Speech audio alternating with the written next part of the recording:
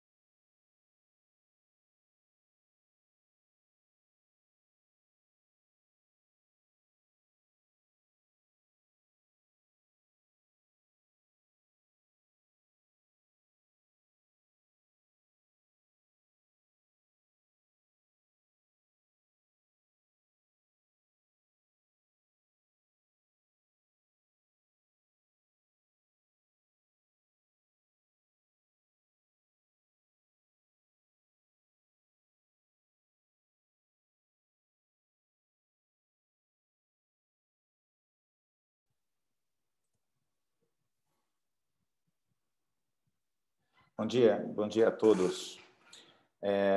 Quero dar boas-vindas a todos vocês que vão participar agora no webinar organizado pelo CID, Cibersegurança, Invasão, Proteção e a Lei Geral de Proteção de Dados hoje.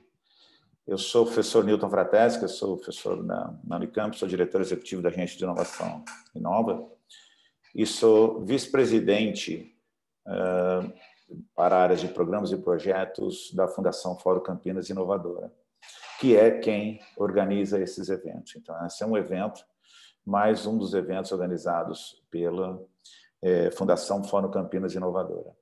A Fundação Fórum Campinas Inovadora congrega os principais atores da área de inovação que pensam em transformar conhecimento em inovação em Campinas e na região toda de Campinas, né? Até o CID agora é nosso novo membro, mas várias universidades, institutos de ciência e tecnologia, público e privados, parques científicos e tecnológicos, laboratórios nacionais, empresas que congregam esse grupo, que é esta Fundação Fórum Campinas Inovadora.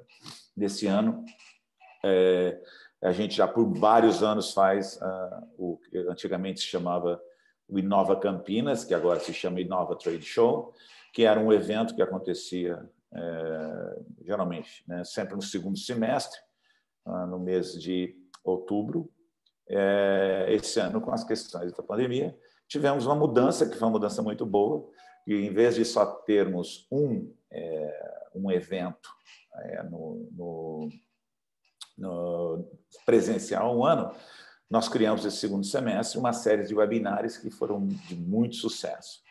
Então, primeiramente, quer dizer, a ideia foi ter vários webinários e congregá-los dentro disso que a gente chama de Nova Trade Show.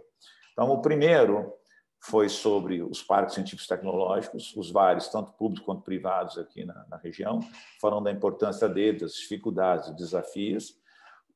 O segundo foi mais as diversas instituições falando sobre o que se espera deste ponto de vista de inovação, de transformação realmente, de impacto socioeconômico, se espera para a região de Campinas dos novos gestores. Ali, então, foi um programa feito onde laboratórios tecnológicos, tanto públicos quanto privados, assim como parques tecnológicos, como universidades, falaram sobre seus anseios com respeito à nova gestão na época, então, porque precedia as eleições. Inclusive, um documento, uma carta, foi feita pela Fundação Fórum Campinas Inovadora e encaminhada para todos os candidatos naquele momento, para que eles se alinhassem com as ideias que nós acreditamos como sendo as ideias fundamentais para implementar na região, para que realmente a gente alavanque a cidade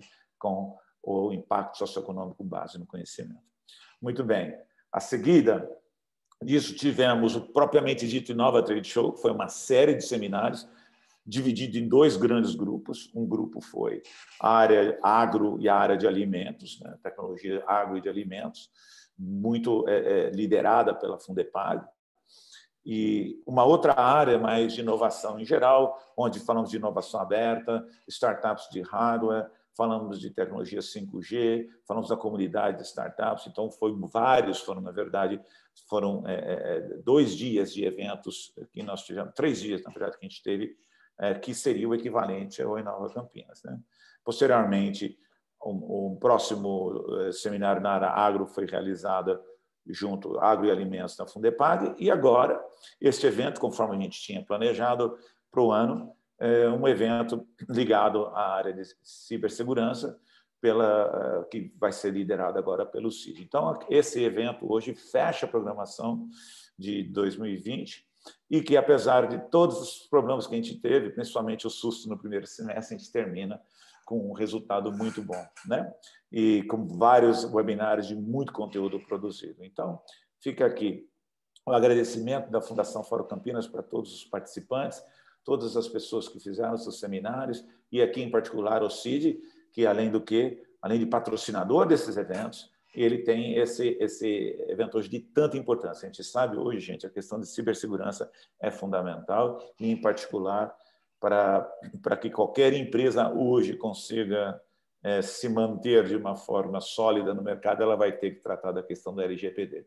Lógico, então, nada melhor que as pessoas especialistas para falar sobre isso. Então, quero dar as boas-vindas e dizer para vocês que para o ano que vem, 2021, nós já estamos com um planejamento de continuar webinários que serão periódicos em diversos assuntos que tratam dos diversos interesses da comunidade ligada à inovação e que, portanto, são representadas pelos membros da Fundação Fórum Campinas Inovadora. Digo também, agradeço aqui também em nome do presidente da Fundação Fórum Campinas Inovadora, que é o senhor Eduardo Bujal do Amaral. Tá bom? Então, nesse momento, mais uma vez, agradeço os painelistas por contribuírem no seu conhecimento nesse webinar, nesse webinar que eu tenho certeza que vai ser de grande utilidade. Agradeço a presença de todos e passo a palavra, então, para o senhor Gustavo Camargo, que é o coordenador de comunicação do CID, e ele vai liderar agora esse webinar. Ele vai ser o moderador, certamente com bastante capacidade e sucesso, tá bom? Ótimo evento para todos e agradeço muito a presença de todos, agradeço muito ao CID por organizar e estar liderando esse evento, tá bom? Muito obrigado. Bom dia a todas, todos e todes. Queria agradecer aqui em nome do CID e pessoalmente a apresentação do Newton e a parceria com o Fórum. É um grande prazer estar aqui, já são 2 anos de parceria que nós estamos construindo. Queria também fazer alguns agradecimentos, mas principalmente algumas lembranças. Nosso campo de chat está aberto e também o campo de Q&A. Então, todas as dúvidas que forem surgindo, eu peço que vocês, por favor, adicionem ali no campo de Q&A e não de chat, para que a gente consiga fazer o rastreio disso e as perguntas não se percam no meio de todos os comentários que a gente tem recebido. Já estamos chegando à marca de 70 participantes, então vou falar um pouco menos e começar a apresentação aqui antes de chamar os meus colegas CIDiers. Imagino que todos estejam assistindo a apresentação, que a tela esteja sendo transmitida. Então, uma apresentação bem rápida e bem breve de quem é o CID, o que nós somos, de onde viemos, para onde vamos. Nós somos movidos pela transformação. Em quase 20 anos de história que nós temos, a gente se especializou em solucionar problemas, impactando a vida de milhões de pessoas e de empresas.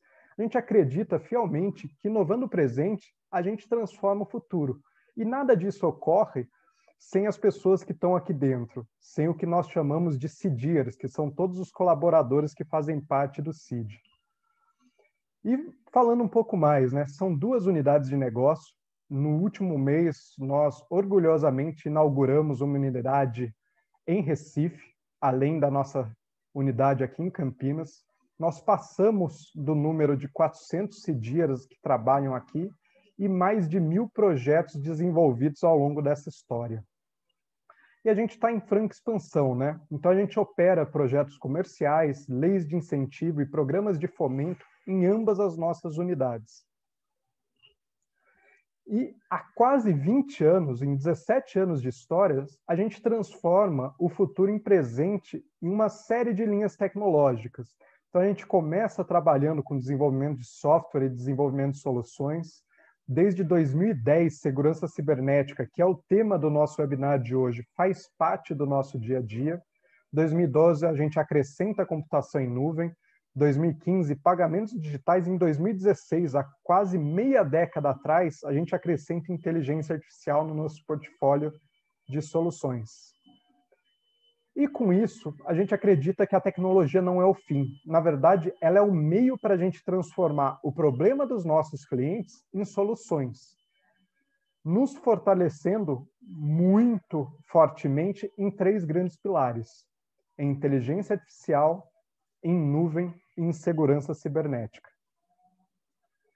E em grandes setores de atuação. A gente começou nossa jornada ali em 2004 em TI e Telecom, e desde então a gente tem desbravado aí novas áreas como o agronegócio, o setor automotivo, o setor de energia e o setor farma. E nada disso acontece sem nossos clientes e nossos parceiros. Então a gente tem no hall aqui clientes internacionais e parceiros incríveis que faz com que nossas tecnologias atinjam cada dia mais pessoas. E aqui alguns cases, né, para vocês saberem os tipos de projeto que nós trabalhamos. Então, a Bixby, que é a assistente virtual da Samsung, nós somos especialistas em processamento de fala e entendimento de linguagem natural. O Samsung Pay, fazendo o desenvolvimento global do sistema de promoções, cupons, jogos e recompensas da Samsung. Uma plataforma de treinamento e simulação de subestações, onde a gente retém o conhecimento tácito do setor elétrico para a ISA-CETEP. E também o Family Hub, que é um dos projetos mais não usuais que nós temos aqui, que transforma a cozinha de todo mundo no centro da sua casa através dessas geladeiras de última geração. Mas hoje, a gente não está aqui para falar só do CID, a gente está aqui para falar de segurança cibernética. Então, gostaria de agradecer a presença de 3 CIDiers fantásticos, começando pelo nosso primeiro convidado, que falará sobre LGPD, que é o Leonardo Pombal. Ele é especialista de segurança e DPO no CID. São mais de 18 anos de experiência em TI, sendo 12 deles atuando diretamente em segurança da informação. Ele é graduado em Tecnologia da Informática pela Unicamp. Ele possui pós-graduação em Gestão de Segurança da Informação pela Veres e BTA. Após esse primeiro tópico, em seguida, a gente recebe para falar sobre incidentes de segurança ofensiva Eduardo Vasconcelos, que é analista de segurança de software aqui no CID e possui 5 anos de experiência na área, sendo 4 em segurança cibernética. Ele é formado pela USP, com especialização em engenharia de software na Unicamp e possui uma série de certificações em órgãos internacionais da área. E, por último, mas não menos importante, uma convidada que vai falar para vocês um pouco sobre desenvolvimento seguro desde o primeiro minuto que essas soluções chegam aqui. A Giovana Assis é arquiteta de segurança de informação no CID. Ela tem mais de 10 anos de experiência em TI, sendo 4 deles atuando diretamente em segurança da informação. Ela é bacharel em sistemas de informação pela Anhembi Morumbi e também é certificada por uma variedade de órgãos internacionais. Então, pessoal, gostaria de convidar vocês para rapidamente ligarem a câmera dar um oi para o pessoal e convido aqui o Leonardo Pombal para começar esse bate-papo, essa apresentação, que no final realmente se torna um bate-papo, lembrando que vocês mandem suas perguntas através do campo de Q&A. Pessoal, muito bem-vindos. Queria passar agora a palavra para o Leonardo, que aqui a gente só chama ele de Pombal pela afinidade. Léo, meu prazer tem você aqui, a palavra é sua, arrebenta. Valeu, Gus. Bom dia, pessoal. Espero que vocês estejam me ouvindo bem. Vou passar aqui para a apresentação. Ok. Pessoal, muito bom dia. O Gus já fez aí uma excelente apresentação para iniciar a nossa manhã.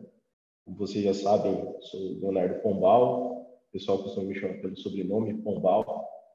Algumas pessoas me chamam de Léo também. Leonardo é mais difícil, sua mãe quando está muito nervosa, né?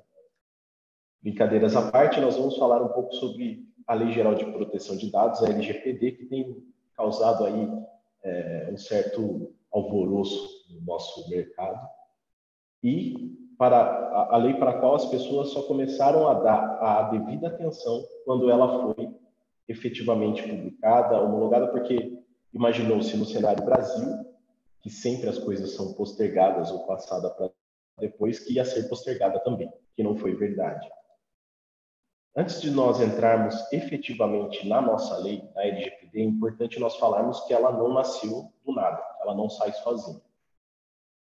Tudo começa no pós-guerra, com a Declaração Universal dos Direitos Humanos, em 48, por conta da invasão da privacidade física e da integridade das pessoas. Então, lá na Europa já se teve essa preocupação junto à ONU, né, a Organização das Nações Unidas. E, no decorrer da história, com os conflitos e os problemas, a Europa, por ser um local muito próximo e terem os estados, né, países, estados estarem muito interligados, eles resolveram criar uma forma de melhorar a confiança e a relação entre os países. Então surgiu a Diretiva 95, de 1995, no Parlamento Europeu, que é a mãe da GDPR, que é a General Data Privacy Regulation da Europa. A partir da Diretiva 95 e da GDPR, os demais países do mundo começaram a se organizar também. Por quê? A União Europeia, a partir da GDPR, ela passa a estabelecer que os países que têm maior confiabilidade de negócios são aqueles que tratam bem a privacidade dos seus clientes, das pessoas individuais, que respeita as individualidades. Portanto, isso gera um movimento em vários países do mundo, e isso foi decaindo para Estados Unidos e tantos outros. Nesse caso, os Estados Unidos não é o pioneiro na lei de privacidade, isso vem da Europa. Nos Estados Unidos, nós temos uma questão legal um pouco à parte do que é Brasil e Europa. Os Estados Unidos, cada estado faz a sua, e a mais importante, e a que nós temos maior visão, é a CCPA, que é a California Consumer Privacy Act, que está ligada ao Vale do Silício, principalmente. As principais empresas que processam dados pessoais estão ali. Então, esse é o estado que outros países olham com mais atenção nos Estados Unidos quanto à privacidade, porque as empresas estão lá. E o Brasil não poderia fugir dessa nova caminhada mundial pela melhor prática de segurança e privacidade dos dados das pessoas individuais, iniciando um processo de melhora nas relações de segurança na internet com o Marco Civil e, na sequência, com a LGPD.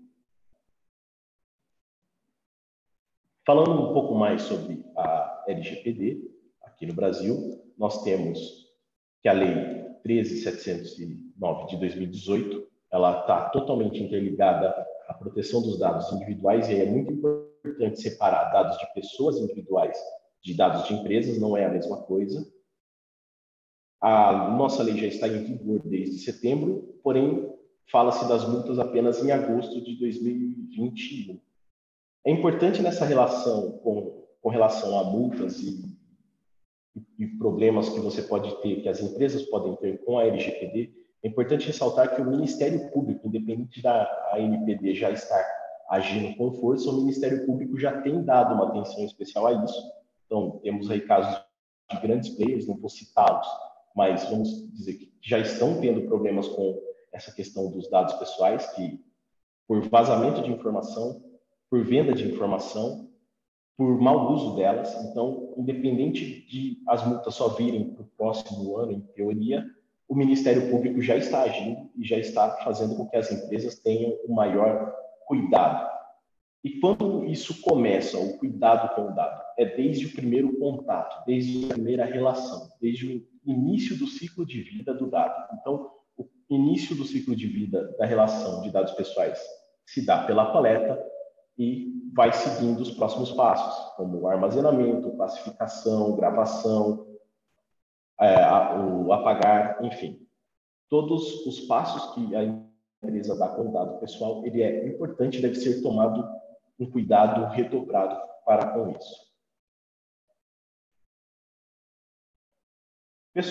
Dados pessoais e dados sensíveis, é importante separar essa classificação, mas todos eles estão dentro dos dados de pessoas identificáveis, que é a forma como descreve a lei.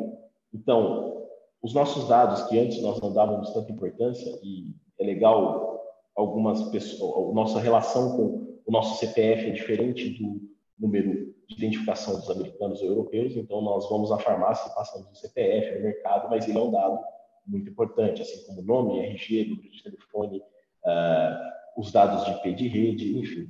Nós temos que ter um cuidado um pouco maior com como nós transmitimos a nossa informação, nós pessoas, e as empresas, e aí no caso do CID e outras empresas, nós temos que tomar um maior cuidado ainda com os dados dos nossos colaboradores e também com os dados dos nossos clientes.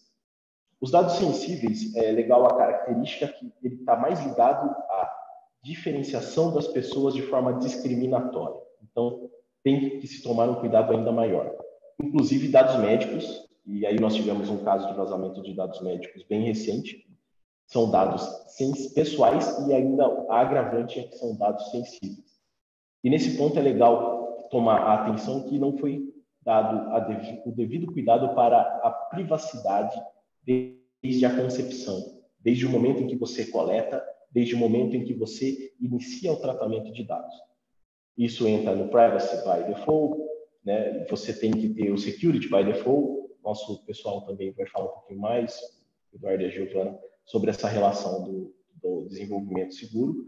E é sempre bom ter em mente que essas informações não são mais da empresa, elas são do titular. Antigamente nós tínhamos aquela noção de o meu banco de dados de pessoas, não é mais o meu banco de dados. O banco de dados sempre foi do usuário, mas agora isso fica de forma clara, estabelecida através do meio legal.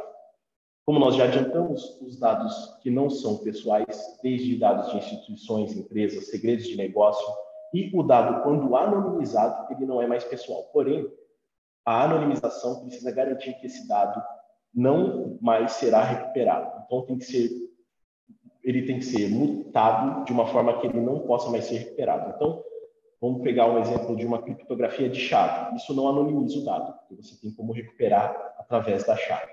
Isso é um exemplo. A criptografia ela entra no conceito de pseudonimização, em que você tem uma maneira de usar a base, protegendo ela através de criptografia ou outros meios, e você consegue decifrar essa informação uma vez que ela foi cifrada por um par de chaves, uma chave, enfim, de acordo com o método utilizado.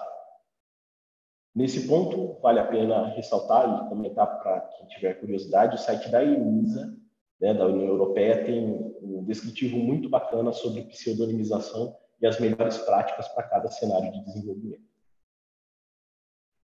Nós, como titulares de dados, temos alguns direitos. Eu vou ressaltar alguns deles, não todos, até para não ultrapassar o tempo, em especial o consentimento explícito.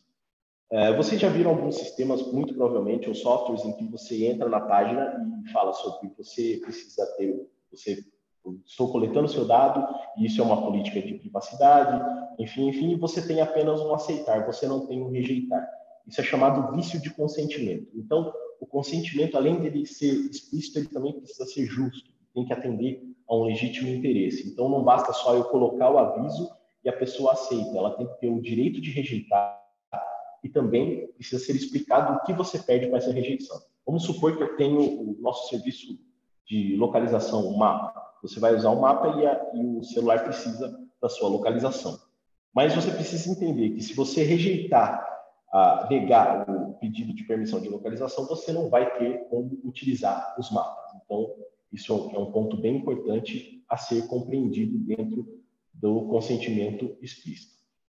O apagar dos dados, o esquecimento. Uma vez que eu não quero mais que a empresa tenha a minha informação, eu tenho o direito de solicitar que esse dado seja esquecido, apagado. Salvo as exceções que batem na questão legal, nas leis acima, ou seja, a LGPD não está acima do nosso Código Civil, da nossa Constituição, ele está abaixo. Então, por exemplo, nós temos alguns dados que o RH da nossa empresa precisa reter para poder dar informações ao governo. Então, esses dados jamais serão esquecidos ou apagados. Então, é muito importante nós termos essa informação. Outro ponto muito importante é com relação à restrição do uso dos dados. Pensemos da seguinte forma: eu coletei o dado como empresa e eu vou te fornecer um benefício, mas você precisa estar ciente que para eu te fornecer, por exemplo, a Unimed, eu preciso pegar o seu nome, o seu documento e mandar para a Unimed. Então, esse compartilhamento limita-se ao uso. Mas, de repente, eu falo, vou mandar esse dado para uma gráfica, para a gráfica fazer o cartão. Se isso não foi consentido, não foi pedido, não foi autorizado, isso não pode acontecer. Então, nós, como empresa, temos que ter a ciência também de que todo o uso do dado deve ser feito com o consentimento e a autorização do titular de dados. Um pouco das responsabilidades, para ficar um pouquinho mais claro, acho que todos já devem ter visto bastante, mas vou passar rapidamente. Temos o cenário do controlador, que vai ser o responsável pela decisão e como manter esses dados que serão tratados. O operador, que é quem efetivamente executa o tratamento, e em muitos casos o próprio controlador também faz o papel de operador. O encarregado de proteção de dados, que na sigla europeia é DPO, é a pessoa física que vai estar responsável pelo controlador para auxiliar na comunicação entre empresa, agência, titulares de dados e também para auxiliar na preparação de boas práticas. A Agência Nacional de Proteção de Dados, que é o órgão governamental que já foi instituído, está iniciando as aplicações de diretrizes e preparando aí uma política nacional de dados que vai nos esclarecer alguns pontos da LGPD, que nós ainda temos nos apoiado um pouco mais na GDPR para poder tomar algumas decisões. A parte de penalidades nós já vimos pincelado rapidamente, mas vale falar que o custo de uma violação de privacidade, além do bloqueio, eliminação dos dados, perda, ele vai tocar na imagem da empresa. Eu acho que a imagem, toda empresa deveria ter essa consciência, mas eu particularmente acredito que a imagem não tem preço. Então, nós temos que ter um cuidado redobrado com esse tratamento das informações e ser o mais transparente possível nas relações de negócios. E aí temos aí alguns critérios que provavelmente a LGPD deve melhorar, deve trazer à luz, né, para todos nós, que nós temos por base na GDPR, com relação a como foi a gravidade, se houve boa-fé, se a empresa usou os mecanismos de segurança, aplicou os melhores conceitos possíveis que nós temos aí para consultar NIST, ISO 27, ISO 27701, enfim, um arcabouço de informações que pode dar à empresa a propriedade para implementar um bom programa de privacidade. Falando um pouquinho do CID, como que o CID fez e como o CID está fazendo a LGPD. Lembrando que um projeto de LGPD não é um projeto que cresce e morre, não, vai ser um projeto contínuo. A privacidade e a segurança da informação precisa ser uma mudança cultural e isso leva tempo. Não existe fazer um projeto de privacidade e segurança em um mês. Vou pegar um exemplo bem simples, né? Um filho demora 9 meses para nascer, então não adianta colocar 3 grávidas para tê-lo mais rápido. Você precisa dos 9 meses. É o tempo de incubação, é o tempo necessário para o amadurecimento das empresas.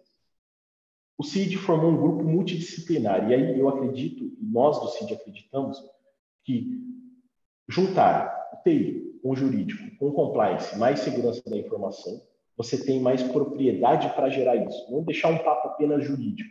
Tenho visto que muitos analistas de segurança, muitas pessoas dessa área com muito entendimento não têm se envolvido tanto, tem ficado muito no aparato legal. Mesmo sendo uma lei, isso depende muito de segurança da informação. Depende demais, precisa estar totalmente interligado.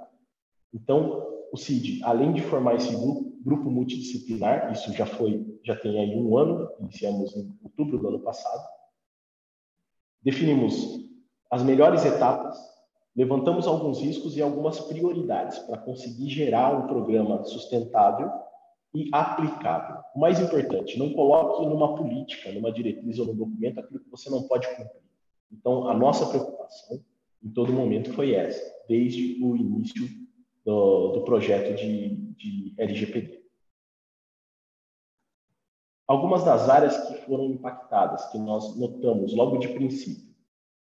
O CID tem área de segurança, faz uma parte de logística, não tão grande, mas tem também. Recursos humanos, principalmente, uma das áreas mais impactadas, e a primeira área que toda empresa precisa olhar é o seu recrutamento, seleção, contratação, enfim, a parte de recursos humanos. O compliance vai ter que agir com maior atividade, com mais ativo, vai estar diretamente ligado aos processos. A área jurídica, gerenciamento de produtos. Então, o CID teve uma nova ideia. Nós tivemos a ideia de fazer uma super câmera inteligente que filma todo mundo. Nesse momento, tem-se a preocupação que você está coletando a imagem, que é uma identificação da pessoa. Então, como vai ser tratado esse dado? Como esse dado vai ser armazenado? Nós temos um projeto de IA que vai coletar a voz e, a partir da voz, fazer algum tipo de identificação. Poxa, a voz em si caracteriza a pessoa? Dentro dessa coleta de áudio, a pessoa falou o nome do pai, da mãe. Então, você tem algumas nuances e preocupações dentro do ponto em que você cria inovação, faz novos projetos para manter a segurança e a privacidade das pessoas. A área de TI é imprescindível na parte de infraestrutura, segurança, proteção. Agora, nesse cenário de pandemia em que nós estamos acessando da nossa casa, então, o perímetro de segurança ele sai de dentro de uma organização em que você tem uma rede fechada para a rede da nossa casa. Então, o nosso sistema de internet, nosso roteador, que às vezes pode ter uma falha ou uma insegurança, também coloca em risco a segurança da empresa e dos dados pessoais. E, muito importante, um mercado que está crescendo cada vez mais a parte de análise de dados, cientistas de dados, enfim, o dado se tornou o maior bem, um dos bens mais valiosos. Então, nós temos aí vários casos de brigas internacionais de Estados Unidos e China quanto à espionagem, coleta de dados de cidadãos, enfim. Aplicativos que nós instalamos também que podem coletar muitos dados e muitas vezes nós não tomamos o cuidado de gerenciar o que nós vamos usar, aplicativos, e-mail, enfim. Existe um impacto muito grande para o titular de dados e ele está interligado a todas as áreas de gestão de uma empresa. E para isso, o CID pensou em fazer um faseamento de toda a implementação, entendendo o tamanho da implementação no primeiro cenário e depois seguindo para as etapas de manutenção. Primeiro ponto que nós trabalhamos foi o conhecimento da lei. Por isso, ter um jurídico ao lado é muito importante. Porque o jurídico vai interpretar a lei e vai trazer à luz o conhecimento dela. Além do jurídico, você tem a área de TI, que vai dizer as dores, as dificuldades de infraestrutura, como eu posso aplicar isso. A área de compliance vai falar, olha, você tem esses gaps, vamos trabalhar nesse círculo aqui para melhorar os gaps. E a segurança da informação entra para trazer as melhorias, as necessidades que podem ser resolvidas. Então, vamos levar um sistema de controle de acessos melhorado. Vamos começar pelo básico, vamos colocar certificado de segurança em todas as aplicações, vamos passar a limitar os acessos das pessoas, fazer um pouco de segregação de função, enfim. Você começa pelo conhecimento, seguindo da análise de risco, que é muito importante entender quais eram os riscos que o CID corriam desde 2009 até agora, 2020, 2021 e assim por diante.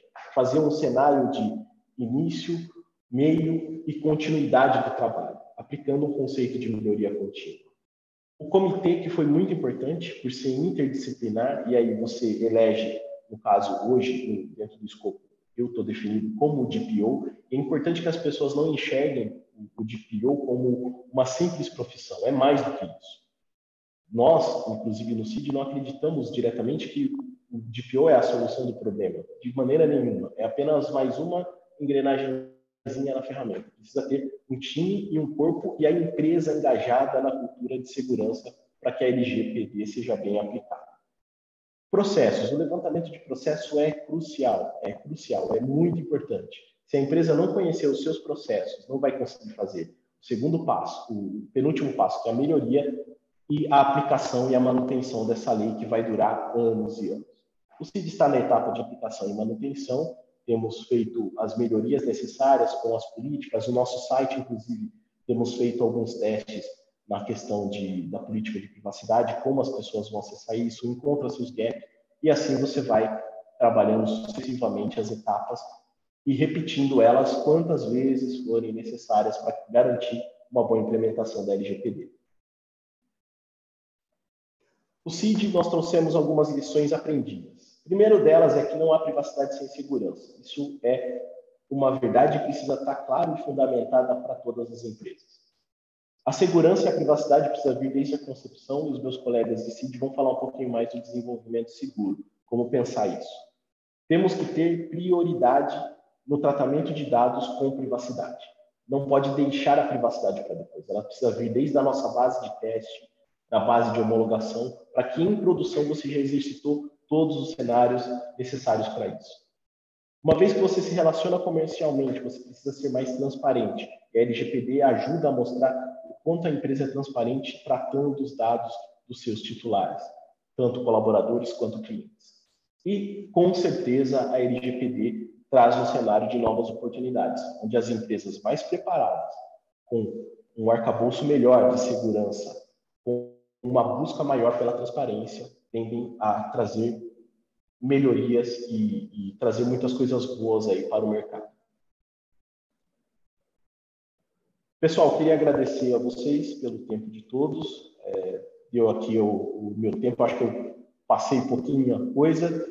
Espero que vocês tenham gostado. Se tiverem alguma dúvida, nós estaremos à disposição aqui no webinar. E aí tem os meus contatos também do CID, e-mail, aí para vocês conversarem conosco, gente. Muito obrigado mais uma vez. Valeu pelo convite, Gus, pessoal da InnovaTrade, e até mais.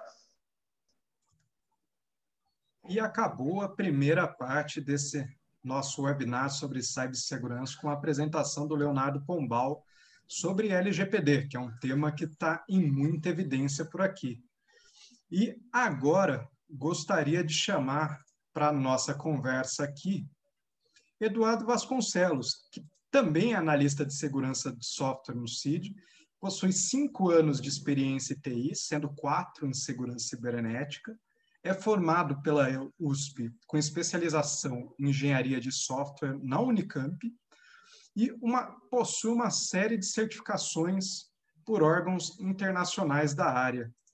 Edu, dá um oi para o pessoal aí. Vamos desmutar o microfone, ligar a câmera. A palavra é sua. Muito bem-vindo para essa apresentação.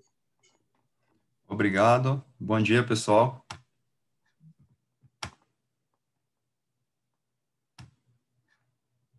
Eu acho que vocês estão conseguindo ver a minha tela aí já, né?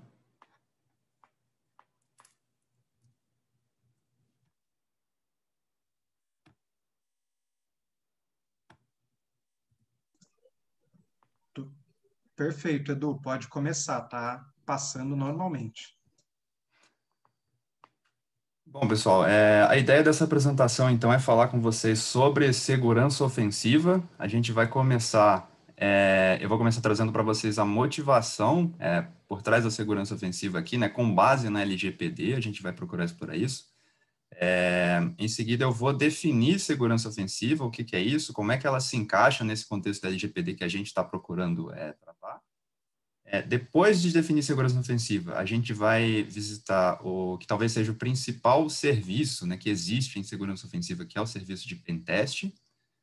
Como é que você usa essa ferramenta para você se adequar ao que a LGPD exige de você. Vocês vão ver isso aí traduzido como teste de invasão ou teste de intrusão. E, finalmente, a gente vai falar um pouquinho sobre o time de segurança ofensiva do CID e como é que a gente consegue ajudar você como parceiro, né, para a implementação da LGPD. Bom, então eu trouxe aqui para vocês os resultados de um relatório que é emitido anualmente pelo FBI, né, o Bureau Federal de Investigação dos Estados Unidos. Esse relatório ele é emitido por um centro específico do FBI, que é responsável por receber denúncias de crimes que são praticados através da internet, crimes de vários tipos, fraudes financeiras, fraudes contra idosos, enfim. Então, no ano passado, foram mais de 400 mil denúncias que esse centro recebeu, e talvez a principal coisa que dê para perceber do relatório do ano passado é essa tendência de crescimento, né, nos últimos 5 anos, de 2015 até 2019. Veja como foi um crescimento expressivo, constante. Isso revela uma verdade que a gente já sabe, mas talvez a gente não quantifique às vezes, né? A criminalidade já está na internet há muito tempo, e surgem essas regulamentações, né, esses mecanismos de legislação que procuram proteger dados pessoais de pessoas que estão na internet, né, dados que são tratados por empresas. E no nosso contexto aqui hoje do Brasil, a gente tem a LGPD. A gente vai passar rápido aqui por alguns artigos da LGPD que eles motivam a utilização de segurança ofensiva, como a gente vai ver mais para frente. Então, primeiro, o artigo 6º da LGPD, ele prescreve que empresas que fazem tratamento de dados pessoais, elas precisam se prevenir contra situações acidentais, tanto acidentais quanto ilícitas de destruição. Então, crimes, né, que são praticados ativamente contra empresas tentando comprometer dados pessoais que são tratados. E empresas que tratam dados pessoais, elas precisam adotar medidas para se prevenir contra a ocorrência desse tipo de evento. Lá no artigo 46, ele vai prescrever que a Agência Nacional de Proteção de Dados, que é um órgão que é criado pela LGPD, ela vai dispor a respeito de padrões mínimos que precisam ser aplicados, precisam ser utilizados por empresas que estão tratando dados pessoais, e esses padrões técnicos, eles precisam ser observados desde a fase de concepção de produto até a execução. Então, se tem software que está tratando dado pessoal, você precisa observar ciclo de desenvolvimento seguro. A Giovana vai falar em mais detalhes sobre isso na próxima apresentação. Se você tem uma infraestrutura de rede por trás do tratamento de dados pessoais que você está fazendo, você precisa observar boas práticas, por exemplo, de arquitetura de rede, né, arquitetura de rede segura, para você poder fazer tratamento de dados pessoais.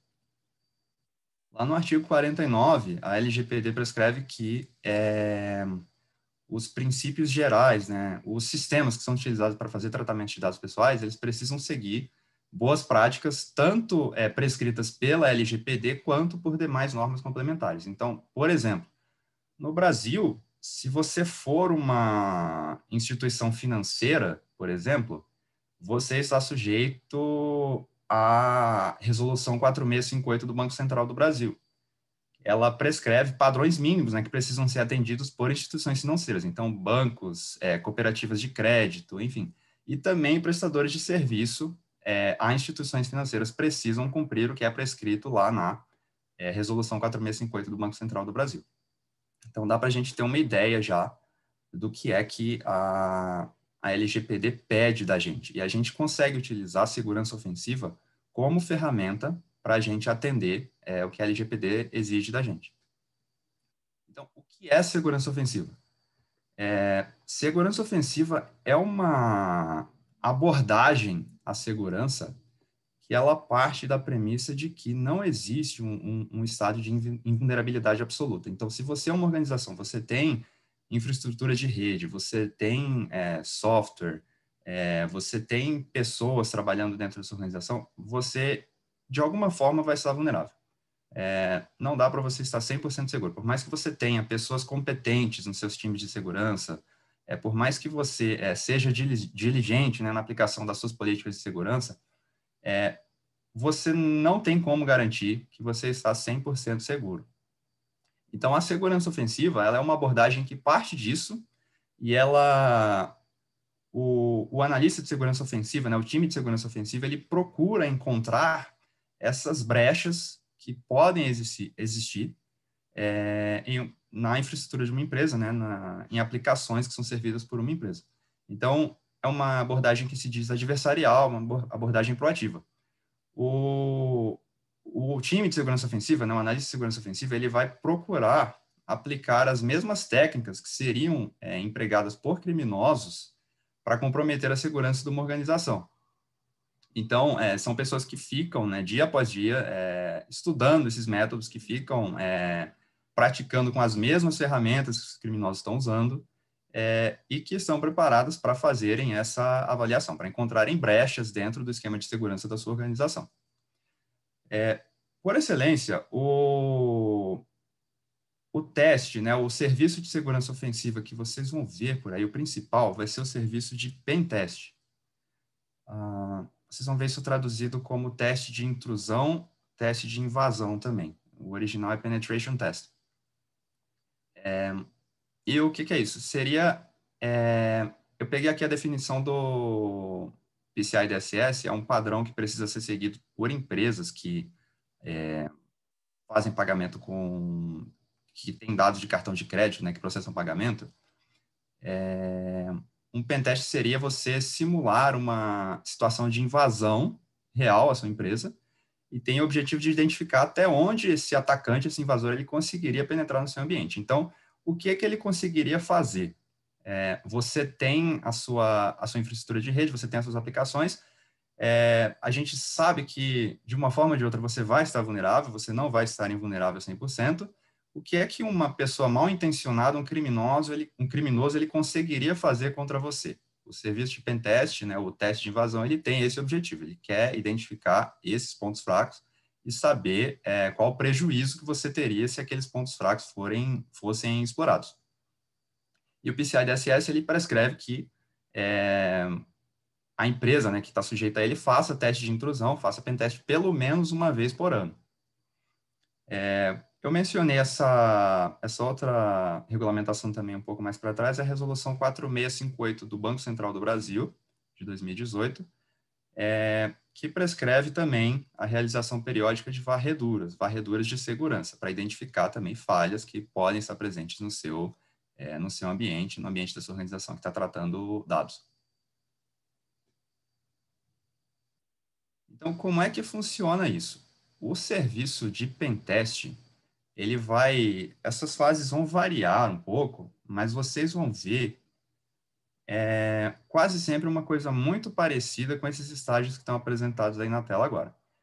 A gente vai começar com uma fase de reconhecimento, depois vai vir uma fase de varredura, uma fase de exploração, pós-exploração e depois a emissão de um relatório. A gente vai falar um pouquinho sobre cada uma delas agora.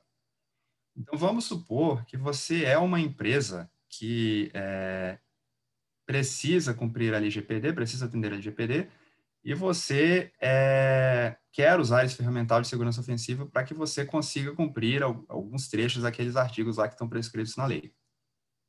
Você contrata um serviço de pentest. O que é que um time de segurança ofensiva que vai fazer um pentest contra a sua empresa, ele vai fazer?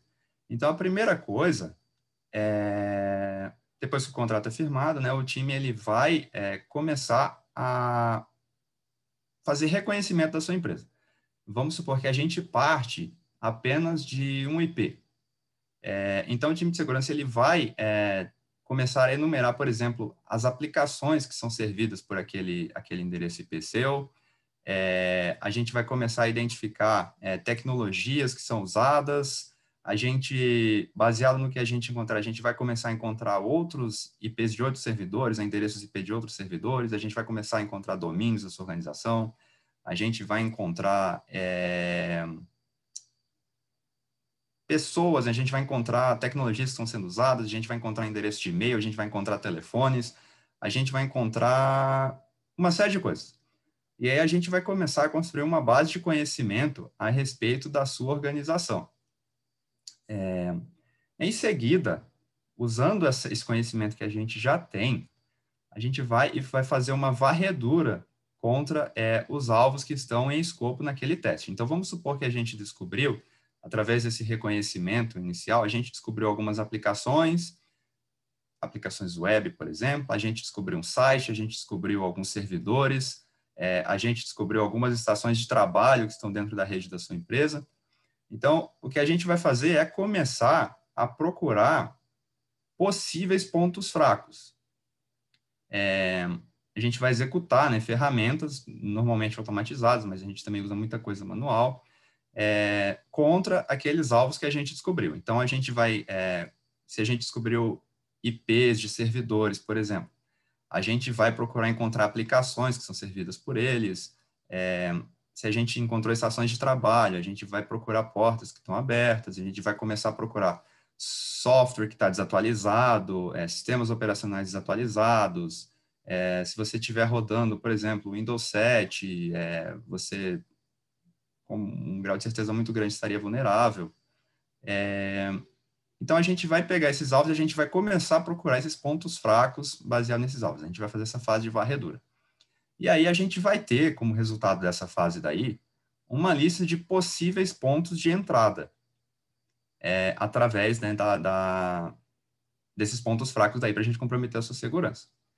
A gente vai ranquear esses pontos fracos que a gente encontra e aí a gente vai começar a criar hipóteses de exploração. Vamos supor que eu fiz essa varredura e eu encontrei um ponto fraco em um determinado servidor, uma porta que está servindo, tem um determinado serviço lá que eu sei que é vulnerável. Eu vou começar a procurar ocorrências públicas de exploração daquele mesmo ponto fraco que eu encontrei. E aí eu vou construir um ranking daqueles pontos fracos que são mais prováveis de eu conseguir explorar para poder comprometer a segurança da organização. Quando eu tiver essa lista, eu vou passar para a fase da exploração. Eu vou pegar as principais hipóteses, né, de ataque que eu construí com os resultados da fase de varredura, e aí eu vou tentar explorar, ou seja, eu vou tentar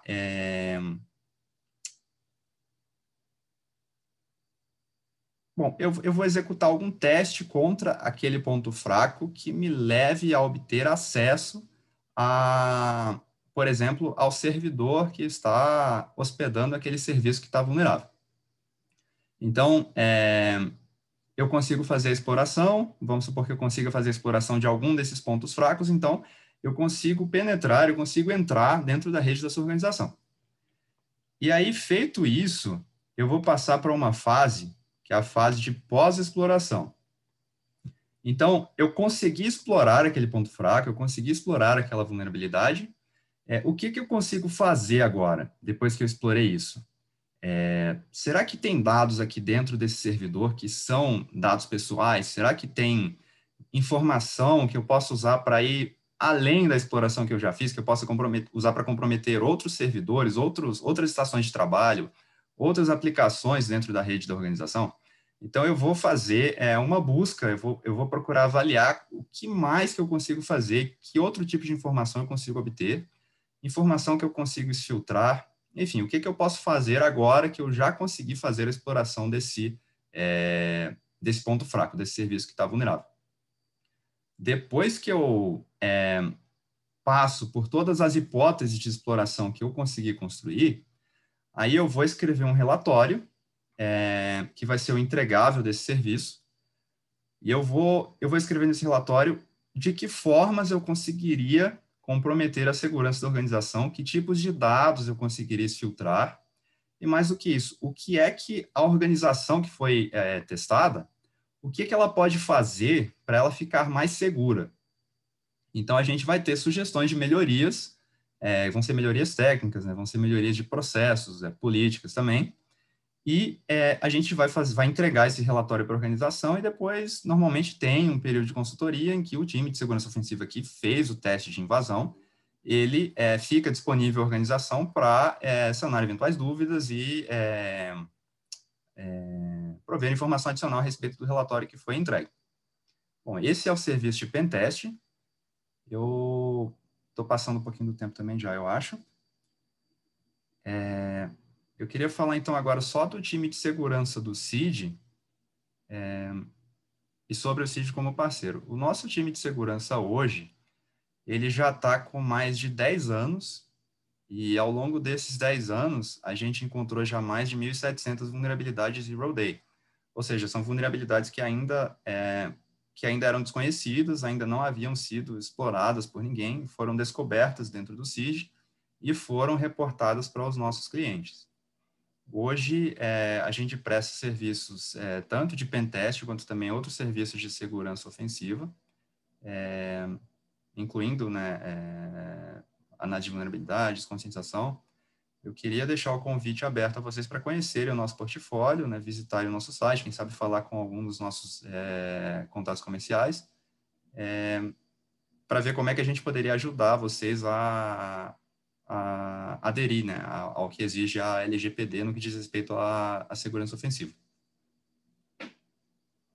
Era isso que eu tinha para falar para vocês, esses são os meus contatos, e eu agradeço e fico disponível para sanar eventuais dúvidas de vocês depois no final também. Pessoal, estamos chegando ao fim, vamos começar nossa última palestra desse webinar de hoje, então queria chamar ao ar aqui nossa última participante, mas como eu brinquei no começo, não menos importante, que ela vai falar um pouco sobre desenvolvimento seguro desde o primeiro minuto. Então, eu queria convidar a Giovana Assis a ligar a câmera, tirar o áudio. Lembrando, a Giovana é arquiteta de segurança da informação no CID, tem mais de 10 anos de experiência em TI, sendo 4 deles atuando diretamente em segurança da informação. Ela é bacharel em sistemas da informação pela Anhembi Morumbi e também, assim como o Eduardo, é certificada por uma série de órgãos internacionais. Gê, a palavra é sua, te desejo uma excelente apresentação. Obrigada. Deixa eu compartilhar aqui.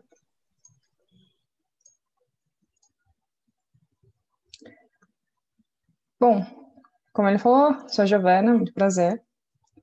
Eu vou falar um pouquinho sobre desenvolvimento seguro, trazer aqui para vocês um pouco de conceitos, números, porque temos que justificar que funciona, algumas ferramentas e processos que a gente pode fazer para automatizar isso um pouco, e falar um pouquinho do fator humano também.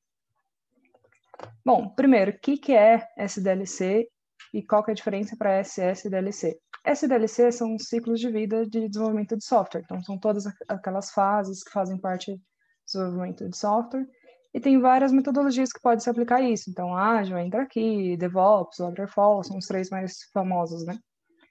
O SSDLC é quando você aplica segurança dentro do ciclo de desenvolvimento de software, não apenas no final.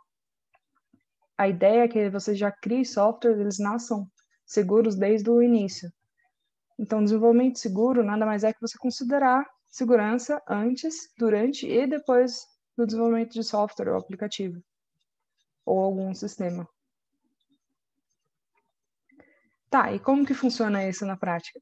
Cada fase dentro do ciclo de desenvolvimento, você tem as atividades do time de desenvolvimento e as atividades do time de negócios. Por exemplo, na parte de levantamento de requisitos, você vai ter os requisitos lá do time de negócios, vai ter os requisitos do time de desenvolvimento, você vai ter os requisitos do time de infraestrutura. Então, por que não já ter os requisitos do time de segurança? Na parte de design, você vai arquitetar uma solução levando em consideração o que você vai usar de infraestrutura e levando em consideração o que você precisa da solução feita, né, do software ali. Se você envolver já o time de segurança, você pode fazer com que tudo isso já nasça de maneira segura. Um ponto bem importante que a gente faz nessa etapa é a modelagem de ameaças. O que é isso? Em cima do desenho da solução, você vai avaliar quais são as possíveis ameaças que podem acontecer ali e o que você faz para se precaver a isso. Como você corrige e tudo mais. Isso você endereça para o time de desenvolvimento e aí quando a gente for fazer isso, colocar isso na prática mesmo, já leva em consideração esses pontos. Na fase de desenvolvimento, você pode fazer a revisão de código manualmente, você pode usar algumas ferramentas para isso e ensinar os desenvolvedores também a fazerem codificação segura. Então, já criar o código pensando em segurança, levando em consideração isso. Na parte de testes, você pode rodar alguns scans do tipo DASH. DASH são scans de análise dinâmica. Eles meio que simulam o acesso de um usuário e tudo que ele pode fazer e manipular dentro daquelas requisições dele. Ou você pode fazer um pentest mesmo interno. Na parte de, depois que está em produção, implantou e tudo mais, Normalmente é legal você envolver o Red Team, se você tiver, porque ele não vai olhar só ali o seu software, só o que você desenvolveu, ele vai olhar um todo. Às vezes, o seu software abre brecha para você atingir um outro lugar dentro da empresa. Então, é importante envolver eles também. E na parte de manutenção, ou sempre que surgir uma nova feature, ou algo que você for implantar, algum update e tudo mais, você pelo menos rodar um scan ou fazer um pentest para garantir que a alteração que você fez não deixou o vulnerável que já estava seguro. Uma coisa que sempre me perguntam, e o Agile, o DevOps, como que fica, né, nisso? Nada muda. Você vai continuar com as mesmas fases, mesmas etapas, tudo. O que vai acontecer é que você vai envolver o time de segurança em cada uma delas. E aí, envolvendo o time de segurança em cada uma delas, eles vão ter as atividades deles complementares ao que você estiver fazendo. Então, por exemplo, dentro do Ágil, você vai fazer uma planning, você envolve o time de segurança, que quando você estiver pensando no que vai ser feito, o time de segurança já pode te falando a maneira certa de fazer isso. E aí, quando você for fazer suas atividades, vai ter já a consideração de segurança. Então, você já vai saber não fazer de uma maneira errada. Então, tipo, preciso criptografar. O que eu vou usar de criptografia? Vou codificar? Não vou codificar? Eu vou usar a Amazon. Beleza, o que você precisa fazer para garantir que o seu uso da Amazon está seguro? Então, é sempre muito importante envolver a segurança ali dentro do processo. Aí tem uma piadinha pronta, né? Que eu vou falar um pouco do conceito de SSL, mas não é HTTPS. SSL é um conceito chamado Shift Security Left. É uma abordagem que você busca trazer segurança ao invés do final da esteira, que era um impeditivo, né, que você chega e dá um no-go porque tem muita vulnerabilidade, você traz para o início.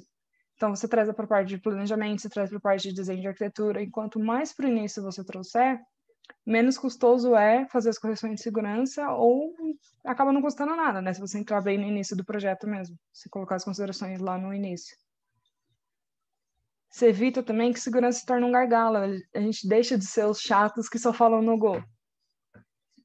Quanto antes a gente conseguir identificar as possíveis ameaças, possíveis falhas ou coisas que precisam ser feitas para garantir a segurança da aplicação, do sistema, da empresa, mais fácil antes a gente vai conseguir corrigir isso e mais fácil vai ser também. Trazendo um pouquinho para números, tem um estudo da Accenture aqui que mostra o custo do cybercrime hoje em dia nas empresas, né? O estudo é feito anualmente, ainda não saiu desse ano, então esse é do ano passado. Trazendo para um pouco o setor que a gente tem mais aí forte no Brasil, que é o bancário, você olha, são quase 19 milhões de dólares gastos só com cybercrime. Phishing, que é algo tranquilo de você cuidar e de você conscientizar seus usuários, e quase meio bilhão de dólares só com isso, com algo simples. Então, tipo, se você pensar na segurança em todo o fluxo para todo mundo, você consegue diminuir esses gastos. Trazendo um pouquinho para desenvolvimento em si, já que a gente está falando de desenvolvimento seguro, quais são os custos com isso? A gente tem um estudo na Microsoft que fala que pode chegar a 80 mil dólares numa correção de uma vulnerabilidade alta, a gente não está nem falando de crítica, enquanto já está em produção. E se isso tivesse, por exemplo, em desenvolvimento, o custo seria mínimo. Se tivesse em requisitos, não ia ter custo. Então, vale muito mais a pena, é muito menos custoso você trazer segurança para dentro de toda a esteira e principalmente para o início da esteira. Se você olhar ali no segundo gráfico, que é da Conviso, falando um pouquinho de SSL, de uso de SSL, que é Shift Security Left, o custo para você corrigir qualquer tipo de vulnerabilidade, quando você já tem um processo de AppSec, de você ter segurança dentro da esteira de desenvolvimento, é extremamente menor do que quando você faz essa parte de base de teste que a gente fala, né? Que é só fazer o pentest no final. Então, é sempre muito mais vantajoso para a empresa, melhor para o time de segurança, mais vantajoso para a empresa e gera menos custo. Então, só felicidade. Ainda falando um pouquinho de desenvolvimento, esse é um gráfico que a Case traz. A IC Council é um dos órgãos certificadores aí bem famosos na área de segurança, que ele traz um demonstrativo que, por exemplo, uma vulnerabilidade que custa 1x para você corrigir na parte de design, de arquitetura, custa 100 vezes mais depois que o software já está entregue. Porque você vai ter que tirar o software do ar, vai ter que fazer a manutenção. Às vezes não é só um lugar que você acaba tendo que alterar, então, tipo, gera um custo absurdo. Aí alguns recortes de uns estudos da Kaspersky e da Varonis. Em média, o custo direto de uma falha de segurança direto é literalmente o que foi gerado de prejuízo com aquela exploração. São $550 mil. E, além disso, os custos indiretos, então, além do custo gerado por aquela exploração, né, daquela vulnerabilidade, outros custos podem ter acontecido, tipo, rolou um DOS. Mas eu não consegui subir meu ambiente de volta, então tive que comprar novas máquinas, subir um novo ambiente. Então, isso seria um custo indireto, mais $69 mil. E a projeção aqui desse estudo da Varonis é que para o ano que vem, o custo do cybercrime chega a $6 trilhões, isso globalmente falando.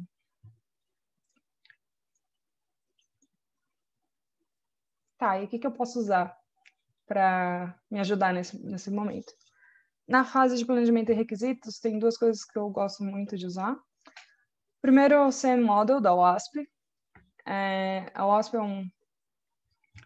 é um órgão aberto, uma empresa sem fins lucrativos, que a ideia deles é garantir e disseminar a palavra de segurança, assim, entre desenvolvedores. Então, não é só formado por pessoas de segurança, qualquer um pode ajudar. É um projeto aberto, open source total, para ajudar a garantir um aumento e melhoria de segurança aí na internet como um todo. Então, eles fornecem vários materiais. E um dos projetos dele é esse SAM Model, que ele te traz uns guidelines, alguns questionários, algumas coisas que você pode usar para tentar implementar um desenvolvimento seguro dentro da sua empresa, ajudar você a mapear isso e construir isso. E a metodologia Stride da Microsoft, que é para fazer análise, modelagem de ameaça. E ela traz uma linguagem muito boa, que é fácil de entendimento, tanto para o time de negócios, quanto para o time de desenvolvimento e para a gente de segurança. Fica uma linguagem mais fácil entre todos os times, né? Eu trouxe aqui o top 9 do top 10 da OASP. O top 10 são as 10 vulnerabilidades que mais ocorrem no mundo. O último que foi feito foi em 2017. E o nono dele é a atualização de componentes. A gente tem muita coisa que a gente usa e tudo mais, e não atualiza.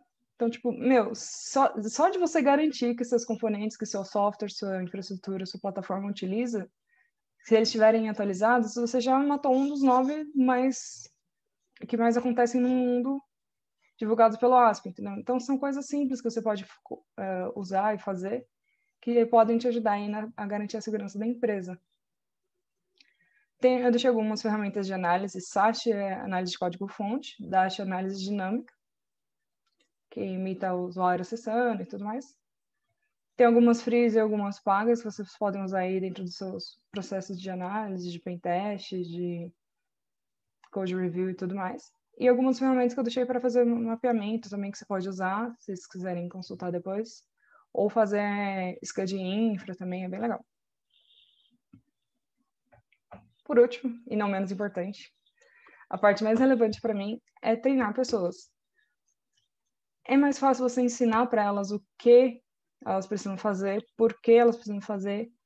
Passa isso. Não precisa só falar, você faz isso.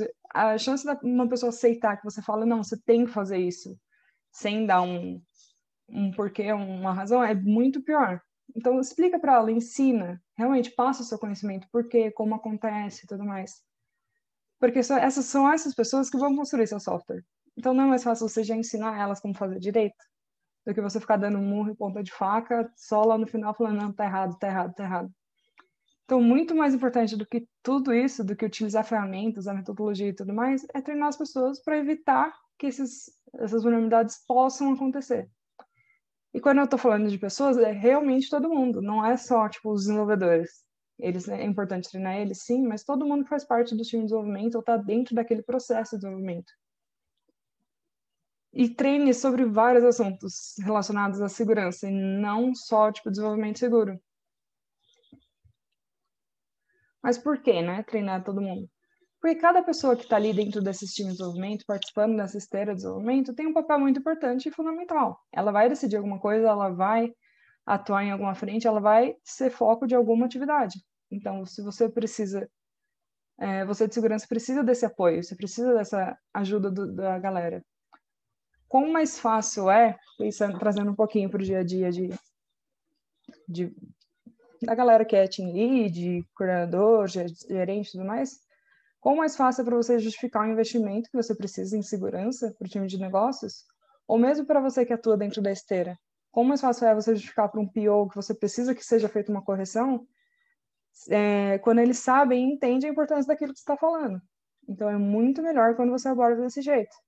Então, por isso que eu falo e repito, treine os POs, treine os Scrum Master, gerente, coordenador, sysadmin, DBA, todo mundo que faz parte ali da esteira de desenvolvimento. Só treine. Você vai treinar um, é o mesmo custo que treinar 2, 3 ou 4, então treine. Tá, beleza. Falou de treinar. Mas o que eu falo? Bom, eu sempre gosto de falar de conceitos. Então, não adianta eu chegar lá na frente falando bonito, um monte de palavra bonita, se eu não ensinei o básico para eles. Então, ensina, explica o que é ameaça, explica o que é vulnerabilidade, explica o que é um incidente de segurança, como isso funciona, como está correlacionado. Explica sobre criptografia, o que é criptografia mesmo, o que é hash, qual a diferença entre os dois. Explica que base 64 não é criptografia, é encoding. Fala sobre os regulatórios da sua empresa.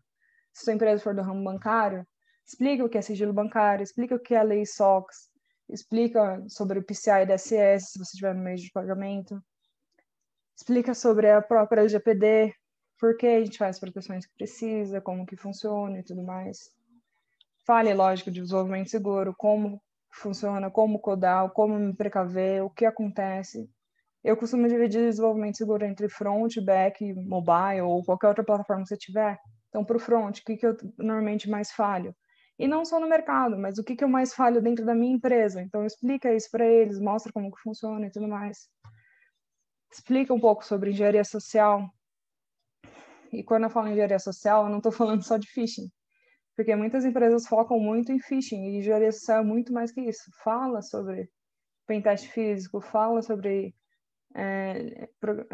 neurolinguística, fala sobre, sei lá, phishing, smishing, traz causas reais do dia a dia deles, da vida mesmo, que podem acontecer. O caso do iFood, da fraude do iFood, as fraudes que acontecem no WhatsApp, explica como que funciona, explica por quê, explica o que é usado, faz eles entenderem. Com isso, você vai conseguir colocar a maldade na cabeça deles, eles vão ficar muito mais ligados.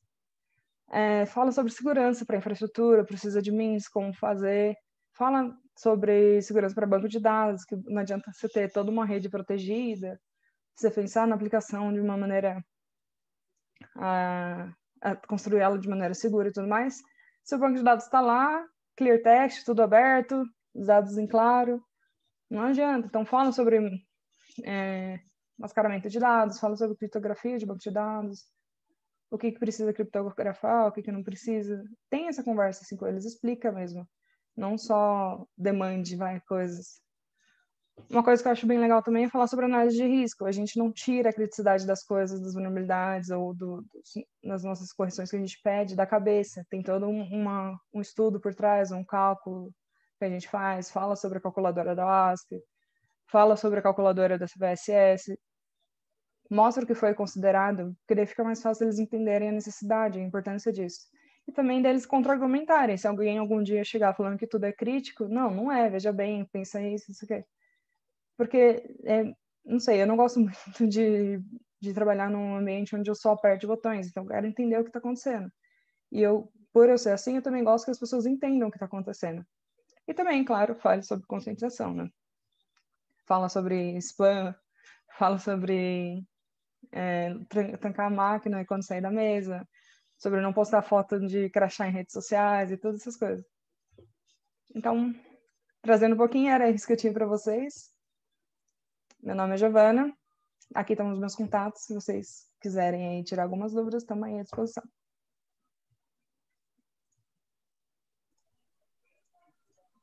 E, pessoal, chegamos ao fim da nossa parte de apresentação. Então, queria lembrar a todos vocês que o nosso campo de Q&A está aberto. Então, vocês podem enviar as perguntas por lá, já temos algumas perguntas aqui. Queria convidar também tanto o Eduardo como o Leonardo para eles ligarem as câmeras e colocarem o microfone também funcionando para a gente começar a responder algumas dúvidas das pessoas que surgiram por aqui. E, por último, agradecer a vocês três pela apresentação fantástica que vocês deram para nós hoje. Vou começar a primeira pergunta aqui do Alex Juno. Eduardo, quais os softwares e principais ferramentas automáticas e manuais utilizadas no processo de pentest e nos demais métodos utilizados por invasores? Obrigado e parabéns a todos pela palestra. Ferramentas automáticas, a primeira que me vem à cabeça é o Metasploit, sem dúvida. Você vai ver o Metasploit sendo usado, inclusive, no meio profissional também, assim, com uma frequência muito grande. Ele aumenta muito, assim, a sua eficiência no teste, né? Você tem muitos exploits lá que são prontos já. E eu diria que talvez seja a ferramenta mais usada, assim, para você fazer teste de segurança. Eu não sei se a sua pergunta é mais relacionada à exploração ou se você está falando também de outros aspectos, assim, do teste. Se você puder, talvez, complementar a sua pergunta. Qual que é a outra parte da pergunta, Gus? Desculpa.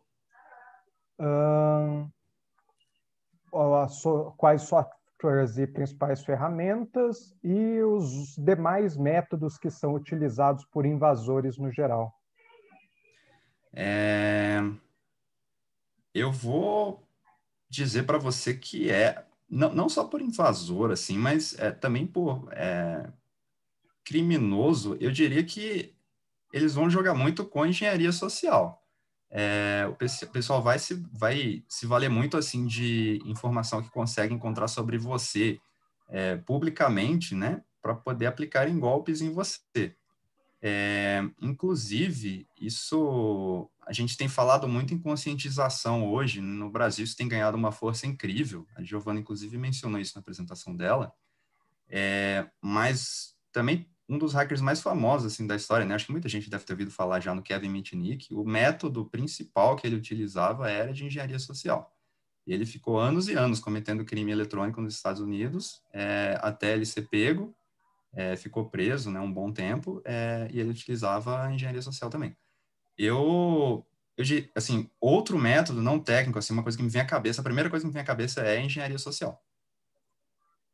E, pessoal, vocês conseguem explicar de uma maneira um pouco mais fácil o que é a engenharia social e até dar um pouco de dicas para esse pessoal que clica em links desconhecidos, que acabam caindo em algumas pegadinhas? A gente tem visto, né, durante toda essa pandemia, cresceu demais o número de promoções em redes sociais, aquela famosa oferta que é muito grande quando o santo desconfia, né? Então, o que vocês podem falar? O que tem acontecido nesse meio? O que é engenharia social? Como é que as pessoas pegam esse tipo de informação das outras pessoas? Bom, engenharia social aí, quando você usa de qualquer tipo de técnica que não seja diretamente... também tem o computador, mas é quando você explora o comportamento humano. Você explora a ingenuidade das pessoas, ou esse senso que eles têm de querer tirar vantagem de tudo, que foi muito que você falou das promoções. Então, engenharia social é quando você explora isso, você explora o elo mais fraco da corrente, que a gente costuma dizer, que é o ser humano. Então, você vai trabalhar muito nos sentimentos. Por exemplo, tem um cara muito famoso aqui no Brasil, que é o caso mais famoso no Brasil, que é o filho do dono da Gol. Ele se passou pelo filho do dono da Gol. E uma coisa que ele fazia muito para vender as coisas é vender sonhos. Você não vende o produto em si, você fala para a pessoa que aquilo vai resolver a vida dela, que aquilo é um sonho, você mexe com as emoções. Em engenharia social é muito você explorar isso. O que tem acontecido é o que eu falei, é o caso do WhatsApp, por exemplo, que a pessoa acessa o WhatsApp dela com o seu número, aí liga para você falando que é do banco, que vai te mandar um token, então não sei o quê. Aí a pessoa normalmente ou é alguém de idade ou alguém que é mais ingênuo mesmo, não tem essa maldade no coração, e ele vai achar que é do banco e vai passar o token que ele recebe. Só que o token que ele recebe por SMS é para fazer a autenticação do WhatsApp da pessoa. Uma vez autenticado, essa pessoa se passando pela vítima pede dinheiro emprestado para os outros, fala que vai devolver no dia seguinte. Já vi isso acontecer, tipo, muitas vezes. E aí acaba ganhando dinheiro, roubando dinheiro das outras pessoas assim. Então, a dica é desconfiar. Quando realmente parece algo muito bom, é muito importante você ir atrás, tentar entender se realmente não é um milagre que aconteceu, se aquilo realmente é sólido, né? Isso, desconfiar de tudo. É até meio ruim falar isso, mas sim, desconfie. Que banco que vai te ligar após o expediente pedindo um token para você? Ou mesmo a mensagem que você recebe não está falando que é token bancário, está falando que é um SMS. E mesmo se for banco, os tokens bancários a gente sabe que ficam dentro dos aplicativos, então você não vai receber SMS. Então tem que ter essa pequeno discernimento, essa maldade, assim. E também não clicar em qualquer link que você recebe por mensagem, né? Você não sabe de onde vai, qual é aquela referência. Ou quando alguém te liga pedindo informação, se realmente é de uma empresa que está te ligando, a empresa vai ter essas informações. Então, ela vai te falar a informação e pedir para você confirmar. Vai ser diferente do que só pedir para você informar. Posso E aproveitar você, esse gancho e fazer uma observação, Gus? com certeza. Inclusive, até às vezes numa situação legítima, né? Eu gosto de contar essa história. Eu uma vez fui a um supermercado, eu peguei um frio, né? Uma manteiga, um requeijão, uma coisa, não lembro exatamente o que que era. Eu fui passar no caixa e eu resolvi que eu não queria levar mais aquele produto para casa. E aí, para eu poder fazer a devolução do produto, porque a moça, né, que estava operando o caixa, ela já havia passado lá no litoródico, ela falou que eu ia precisar fornecer o meu nome, meu telefone, meu CPF, meu RG, e-mail, uma série de dados assim. Então, você tomar cuidado com os dados que você está fornecendo, inclusive numa situação legítima, porque às vezes você fornece aquilo ali, e por mais que a empresa, né, a grande empresa que esteja por trás da operação, né, que está sendo feita ali, ela tenha, né, um processo de segurança maduro e tudo mais, mas cuidado com o processo ali, que aqueles dados seus vão passar, né, ao longo dessa cadeia de pessoas aí que você está fornecendo aquele dado ali na hora. Então, eu falaria, inclusive, que até em situações legítimas, assim, você tomar cuidado com o tipo de dado que você está fornecendo. Às vezes, pedem coisas para você que não são necessárias para prestar o tipo de serviço que estão querendo prestar para você. E, Pombal, você Aproveitando, tem alguma dica para passar, né? Você trabalha isso quase que diariamente dentro do CID. Há uma preocupação muito grande dentro do Instituto com que os dados não vazem, com quem entra. Que dica que você pode passar para essas pessoas que estão começando a tatear, a entender a segurança cibernética? vou pegar dois exemplos distintos, um dentro do meio corporativo e o outro na vida mesmo, para a vida. Do meio corporativo é muito importante a gente tomar cuidado para quem a gente compartilha o contato e, a partir disso, entender se o que nós estamos recebendo realmente é de uma fonte segura. E sempre tem aquela curiosidade, né, de às vezes clicar no anexo. Eu sei que muita gente tem essa curiosidade. Eu acho que a Giovana e o Eduardo compartilham comigo. Eu faço parte do rol dos que detestam clicar em link. Então, é sempre bom validar antes. Verifica, observa se o link tem o endereço correto. Então, às vezes, você recebe um link do banco, só para exemplificar, o domínio, por exemplo, do Santander, ele tem um domínio seguro do governo, que você não termina com .com.br, é .b.br. Então, vai acessar um banco, às vezes, ao invés de usar o .br, usa o BBR. Alguns bancos, principalmente os maiores, têm esse domínio seguro. Então, você começa a se habituar a tomar um maior cuidado com o que você está usando e acessando, especialmente na máquina corporativa. Toda empresa permite, a grande maioria, que o seu colaborador utilize o seu e-mail pessoal. Então, tomar o cuidado de não abrir, não trazer o anexo para aumentar o risco de segurança dentro da empresa. Para a vida, uma coisa que minha esposa me chama de paranoico, mas eu costumo fazer, e é importante porque eu já vi um ataque acontecendo na prática e pude ajudar um amigo, e teve o WhatsApp sequestrado. E quando você tem o WhatsApp sequestrado, o tempo é o seu recurso mais precioso. Quanto mais rápido você bloquear a linha na operadora, mandar um e-mail para o WhatsApp para bloquear, que eles bloqueiam também temporariamente para você poder fazer a troca de chip na operadora. E aí você tem um detalhezinho importante na sua lista de contatos. Você coloca pai, mãe, avó, tia, ao invés de tratar as pessoas nominalmente. Isso para o atacante é um prato cheio, é recheado, porque ele vai direto na sua mãe, e aí a sua mãe é aquela senhora que acabou de entrar no mundo cibernético, e fala, mãe, me dá 3.000 reais que eu tô com uma dívida para pagar. E é a sua mãe vendo o filho pedindo dinheiro, e se ela tiver esse dinheiro, ela não vai negar. E aí ela transfere esse dinheiro para o filho. Muitas vezes os nossos pais e pessoas mais velhas não têm o conhecimento com relação a como fazer o depósito, vai lá só com o número na boca do caixa e entrega o dinheiro, e aí você perdeu, você já foi a vítima do ataque. Então, para deixar de ser vítima, a gente precisa tomar alguns cuidados. O primeiro deles, cuidar da agenda de contatos, literalmente. Além de cuidar da agenda de contatos, falando nesse termo do Léo Paranoico, usar 2 fatores de autenticação reduz bastante o seu risco de perder aí sua rede social, de perder o seu e-mail, vai ajudar muito. Parece chato pegar aquele token toda hora, dar o sim e clicar no número, mas vai te garantir menos dor de cabeça.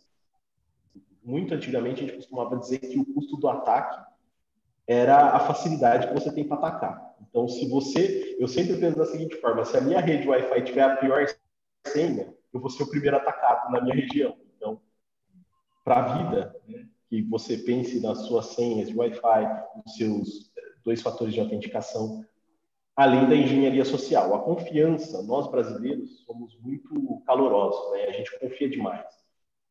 Então, o confiar nas pessoas é do brasileiro e isso facilita bastante as fraudes. Por isso que nós vimos esse número gigante de fraudes via internet. E aquela de levar vantagem. Se o valor está muito abaixo, com certeza tem coisa errada. Não vai pensar que você vai comprar a sua guitarra Fender pagando R$1.000, que com certeza o cara pegou uma Tagine e pintou de Fender. Ou é roubada, né? Ou é roubado. E, pessoal, uma pergunta mais técnica vindo do Denis diretamente para a Giovana.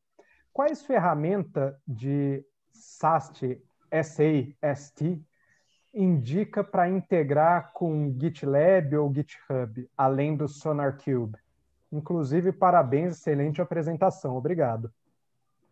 Bom, obrigado, Denis. É importante ressaltar assim, que o SonarQube, apesar dele ter um addonzinho lá que você pode colocar para ver a parte de segurança, ele é voltado à qualidade de software e não a um scan de código-fonte, tá? Um SAST da vida, que seria, assim, dos que eu trabalhei até hoje, que eu acho melhor, é o da Veracode.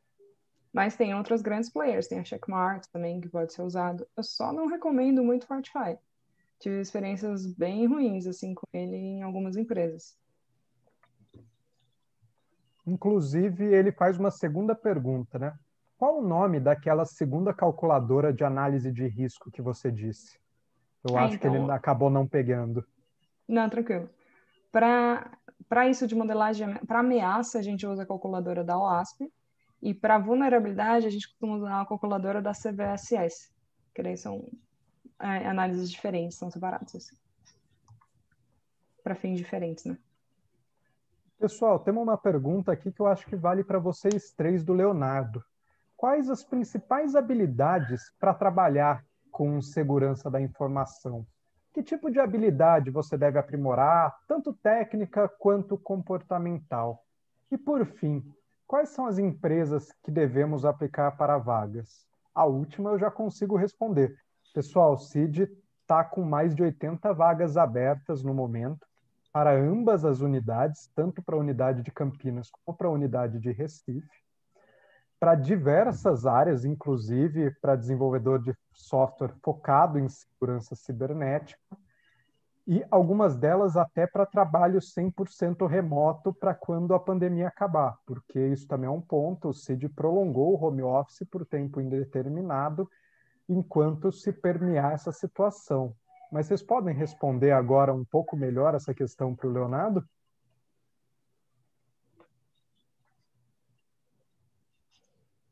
Bom, puxa o bonde, então. Não, vai aí, Ivo. Fica à vontade, mano, por favor. Não, eu acho que para trabalhar com segurança você tem que gostar de estudar, porque você vai passar o resto da sua vida estudando, é isso. Tudo muda muito rápido, você tem que estar antenado do que está acontecendo. Tem que ter um senso crítico de fazer o certo. Não, tudo bem que a gente sabe que existem gatinhos, jeitinho brasileiro que dá para fazer muita coisa, mas esse jeitinho brasileiro normalmente acaba gerando e fazendo com que aconteçam novas vulnerabilidades e criando pontos de falha. Então, você tem que ter esse senso crítico de querer fazer sempre o que é certo, o que é melhor para a empresa e tudo mais. E eu acho que muito lógica, né? Você usa muita lógica, nem muito só de programação, mas lógica mesmo da estrutura das coisas, porque muito quando você vai, por exemplo, trabalhar em ofensivo, em pentest, que é o que a galera mais brilha os olhos, você não tem só as vulnerabilidades que são conhecidas, por exemplo, no testing guide da OASP da vida, ou explorar, fazer DOS, ou explorar um SSH da vida, alguma coisa assim. Tem muita coisa que você acha dentro do fluxo da aplicação, fluxo de negócio da aplicação, dentro da requisição, alterando um parâmetro ou outro, alguma coisa assim. Então, você entender também, talvez, um pouco de programação ajude. Entender um pouco. Acho que é muito conceito. Você saber os básicos, os conceitos, como que funciona, entender um pouco de redes, um pouco de programação, vai te ajudar muito. E você, Edu, o que você acha? Da minha parte, eu reforço principalmente o que a Giovana falou sobre você ser uma pessoa que você gosta de estudar. Se você não quer estar se atualizando o tempo todo, tá aprendendo coisa nova o tempo todo, se desafiando o tempo todo, talvez a área de segurança não seja para você. Porque você vai precisar fazer isso ao longo de toda a sua vida, a partir do momento que você começa. Eu queria acrescentar uma coisa, assim, você precisa ser uma pessoa bem persistente, assim, falando especificamente de segurança ofensiva, eu já me vi várias vezes, por exemplo, tentando explorar uma mesma vulnerabilidade, assim, que eu sabia que existia, assim, eu achava que existia, mas eu não estava conseguindo explorar, e você fica vários dias, às vezes, tentando explorar aquele negócio. Você precisa ser uma pessoa persistente, você precisa ficar tentando fazer aquilo ali, e você precisa ter um psicológico bom para você conseguir fazer isso. Talvez essa característica comportamental de ser uma pessoa insistente seja necessária para você trabalhar com segurança também. E, Pombal, você consegue compartilhar um pouco do seu lado da parte de DPO e de segurança? Consigo. Primeiramente, eu acredito que todos os itens que a Giovana e o Eduardo colocaram são perfeitos, são plenos. O que eu tenho a adicionar, falando de experiência de carreira, eu comecei como desenvolvedor de software. E aí, depois eu passei para especialista em infraestrutura, e aí eu caí na segurança. Literalmente caí, porque alguns anos atrás não era falado em segurança. As empresas, elas custavam investir em segurança. O que eu estou querendo dizer com isso? O primeiro ponto da formação do analista de segurança é entender como as coisas funcionam. Então, você vai ter que estudar mesmo, muito, não é pouco. E até hoje, vou pegar a minha parte que é mais corporativa, que é de processos, saiu uma lei nova com a LGPD, muda totalmente o parâmetro, muda totalmente o que você vai fazer. Então, você vai ter que escolher o caminho. Eu optei pelo caminho de processos e riscos. A Giovana, o Eduardo, mais da parte de desenvolvimento e pentest. Então, o campo de segurança, ele chega a ser até maior e mais abrangente que a própria TI. E é muito grande. Então, para você gostar de trabalhar nessa área, minha primeira dica seria: escolha aquilo que você mais gosta de fazer. Você gosta de desenvolver software? Vá para a área de desenvolvimento seguro. Eu gosto mais de desafio, eu quero tentar explorar as coisas. Vai para a área de pentest. Eu tenho um perfil mais de infraestrutura. Poxa, tem muito application server que está aí no ar, você vai encontrar com um monte de porta aberta. Então, você já sabe que o trabalho básico do pessoal não foi feito. Banco de dados, nem se fala. Banco de dados em claro. Às vezes o pessoal, vamos fazer no Excelzinho agora mesmo, tá bom. Só que aí aquele Excel está aberto e você carrega essa vulnerabilidade lá para a produção. Então, desde o princípio, faça o que você gosta dentro da área de segurança, escolha esse caminho, mas não vai ter como fugir de estudar demais. A vida inteira, todo ano, todo dia, eu diria, né? Às vezes a gente deixa um dia sem ver notícia. Nossa, não vi esse vazamento hoje, que já é de 2 dias para trás. Né? E tem vulnerabilidade nova em aplicações que precisa aplicar na TI. Então, é uma carreira assim, fascinante. Eu, particularmente, eu diria que a área de segurança foi a minha paixão quando eu a descobri na minha carreira profissional. Então, primeiro passo é estudar muito, buscar o que você gosta, e vagas o Gus já disse, no CID, inclusive para a área de segurança da informação, né? Eu acho que é da área do Du, né? Se não me engano, tem as vagas. Nós estamos com várias vagas abertas lá para o time de segurança ofensiva. Então, pessoal, é só cair de cabeça nos livros aí. Acho que só fazer um adendo final aí, uma skill que é muito importante, que normalmente a gente fala muito de techniquez, né? Mas Sim. saber falar com pessoas. Porque você sendo segurança, você vai ter que falar com o desenvolvedor, vai ter que falar com o time de negócio, vai ter que falar com a diretoria, vai ter que falar com todo mundo. Então, ter essa skill de conseguir conversar com as pessoas e falar de uma maneira não agressiva é muito importante também. Pessoal, uma pergunta aqui até aberta, eu acho que vocês três devem ter a resposta na ponta da língua. Vocês consideram que o cuidado com segurança deve ser um ponto de atenção para empresas de qualquer porte? Sim. Sim. Eu vou começar, desculpa começar por aqui, vou só citar um exemplo. Meu pai tem uma mecânica, pequenininho, ele e mais um profissional. E tem documentos e informações. Eu que assessoro ele em algumas coisas, inclusive até para emissão de nota. Em todo momento a gente está lidando com dados das pessoas. E se acontece um incidente, a oficina já foi furtada, já teve um furto. Levaram objetos, não levaram os papéis, porque os papéis, na época, ficam em outros lugares. Então, o mínimo que uma empresa pequena, como a do meu pai, pode fazer é não deixar os documentos dentro da própria empresa. Isso já é o mínimo. E os documentos originais manter num lugar um pouco mais seguro. Então, geralmente, pensando em alvos de ataque, vocês já viram alguém assaltar escritório de contabilidade? Eu nunca ouvi falar. Então, se você é uma empresa pequena, tem um escritório de contabilidade de confiança para manter os seus documentos, para que ele não seja furtado aí numa eventualidade. Então, pegando esse exemplo aí de casa mesmo. Então, qualquer porte tem que se preocupar. Mais alguém, pessoal? Eu acho que quando... Não, por favor, Du, agora é a sua vez. Eu queria acrescentar, além dessa preocupação aí, né, que o Pombal citou, talvez exista para o seu ramo, assim, vamos supor que você seja uma software house pequena, por exemplo, ou você seja uma financeira pequena, né? Se você estiver trabalhando prestando serviços, né, para determinados setores, assim, você vai precisar atender também normas de segurança que são aplicáveis àqueles setores ali. Então, isso é uma coisa que, mesmo que você seja uma empresa minúscula, você precisa ter essa preocupação. Você não poderia ser, por exemplo, prestador de serviço hoje no Brasil para o setor financeiro sem você atender a resolução do Banco Central, por menor que você seja, né? Então, você precisa ter esse cuidado para você estar operando dentro da legalidade, você não está sujeito a multas depois, né, e outras sanções aí administrativas do Bacen, né, por exemplo.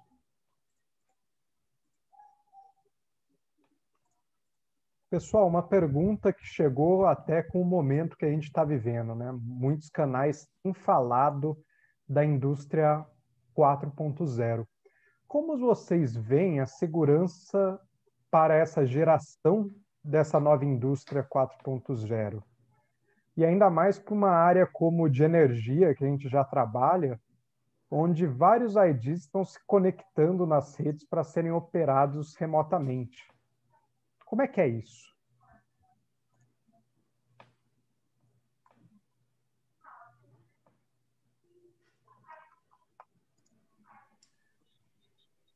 Bom, beleza. Eu acho que para essa área, seja indústria ou qualquer área que você for fazer, você pode fazer automatizações e você pode controlar as coisas remotamente. O que você tem que garantir é a segurança do seu ambiente.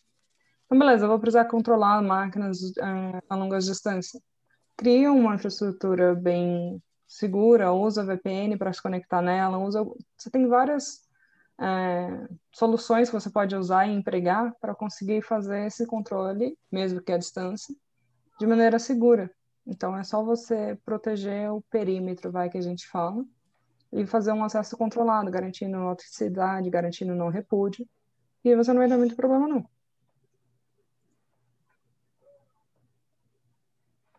Edu, Léo. Nenhum comentário adicional, guys. Pessoal, estamos chegando no fim, já são 11h40. Eu acho que a nossa ideia de encerrar por volta das 11h45 está a tempo. E temos uma pergunta aqui, né? Sobre segurança para mobile e apps. Além dos guias OWASP, né? Ou WASP, qual outros vocês recomendam? Quais são as superfícies de ataques mais utilizadas para esse escopo? Fora o OWASP, você vai encontrar também muita coisa lá no Google. Inclusive na documentação de developers lá do Google, você vai ter padrões aí de desenvolvimento seguro para desenvolvimento de aplicações Android, por exemplo. Eu não teria propriedade para falar com você sobre iOS, mas eu acredito que a Apple também você vai conseguir encontrar fora os guias de desenvolvimento seguro da OWASP, você vai ter coisa da Apple também voltada para desenvolvimento para iOS. Qual que é a outra parte da pergunta, Gus? Voltando aqui, abrindo novamente, né? Qual a superfície de ataque mais utilizada para atacar na segurança para mobile e apps, quando a gente fala mais de dispositivos móveis? Tem alguma? Sim, com certeza. Outra vez eu vou focar essa resposta em Android, porque eu confesso, não tenho propriedade para falar de iOS aqui com vocês.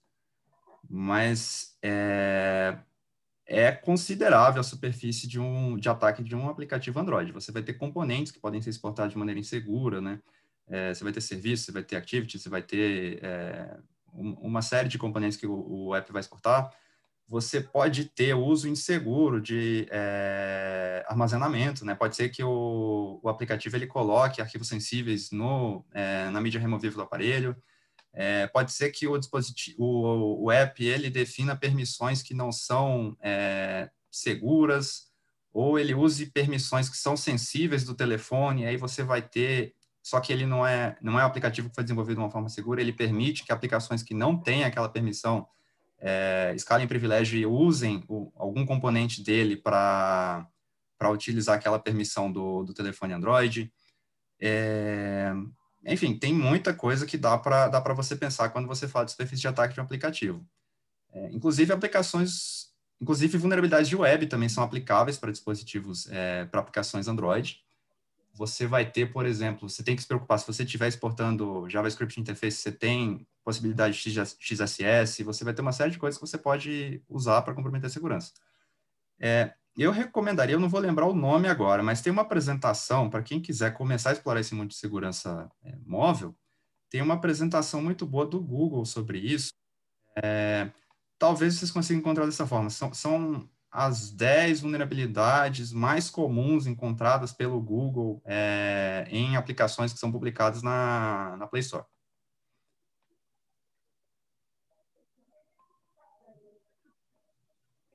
E, pessoal, acho que para encerrar, né, uma última pergunta aqui, inclusive lembrando o campo de Q&A e o chat estão abertos, se vocês quiserem mandar uma última pergunta nesse momento.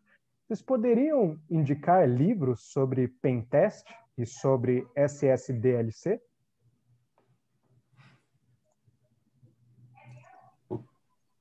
Por favor. Putz, mano, nome de livro é bem ruim, assim, eu sou bem ruim de nomes, assim. Eu sei que tem um livro da George, que é para pentest. Inclusive, conhecer ela, ela é um amor de pessoa. Se vocês derem uma procuradinha, deixa eu ver se eu acho o link, eu mando também. Você sabe o nome do livro dela? Penetration Testing, Georgia Weidman. Exato. Para pentest esse, para SSDLC não tem muito que você... Não tem, tipo, um livro exatamente disso, mas você pode procurar muito no OSP, tem muito sobre isso, tem várias palestras, vários estudos e tudo mais. O processo de AppSec, ele vai trazer muito, que a OSP publicou lá, né? Ele vai trazer muito, que é segurança aplicada dentro do ciclo de desenvolvimento seguro. Se você quiser partir para uma abordagem um pouco diferente de DevOps, tem o livro daqueles que JavaScript para developers, não sei o que tem um animalzinho na capa, tem um desses que chama Engenharia de Confiabilidade. que também ele vai trazer uma nova estrutura, não é um DevOps, não é um modelo ágil, é uma nova estrutura proposta que eles utilizam inclusive no Google, de engenharia de confiabilidade, que também vai trazer muito isso de SSDLC. Eu recomendo com muita força também esse livro de George Weidman, que a Giovanna lembrou, foi o primeiro que me veio à cabeça. E eu queria recomendar também um livro que ele não é especificamente de teste de invasão, mas é de um autor brasileiro, é um livro muito bom, eu tenho uma cópia aqui em casa, é do Heriberto Mota, é Análise de Tráfego em Redes TCP/IP. Principalmente se você for trabalhar, né, com segurança de infraestrutura, né, se for fazer pentest, você precisa ter um domínio muito bom dos protocolos de rede que são usados assim comumente em redes corporativas. E esse livro, sinceramente, é o meu preferido sobre redes, assim, de longe. Eu tive a oportunidade de estudar por outros autores, né, na faculdade, inclusive, né, os mais comuns são o Kuroz, e aí tem também eu esqueci o nome daquele outro autor, que tem um livro de sistemas operacionais também, que também tem um livro de redes, mas esse do Heriberto Mota realmente é muito prático, realmente você aprende redes com aquele livro. Heriberto Mota Filho, Análise de Tráfego em Redes TCP/IP. E, bom, chegamos ao fim de mais um webinar. Queria agradecer, primeiramente, aos meus 3 colegas que se dispuseram a participar. Eu acho que o conteúdo foi fantástico. Queria agradecer também à Inova Trade Show pela oportunidade de conduzir esse webinar sobre um tema tão relevante. E queria agradecer aos mais de 80 participantes que tivemos hoje durante essas 2 horas. Foi incrível estar aqui com vocês e vou ficar um pouco quieto agora e deixar que nossos 3 palestrantes agradeçam e se despeçam de você. Nos vemos ano que vem, pessoal. Muito obrigado a todos vocês que assistiram e participaram desse webinar. Até mais.